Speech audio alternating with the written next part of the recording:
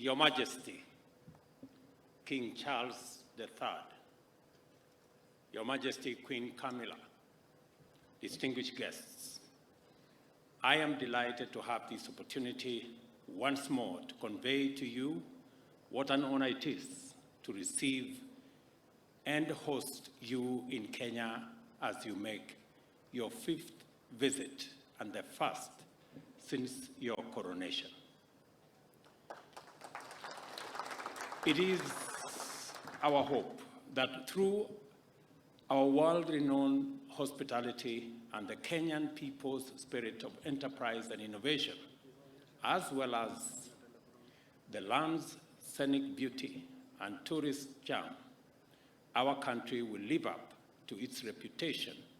as magical Kenya and exceed your expectations. In due course, you will have occasion to tour many areas of great personal significance for you and your family,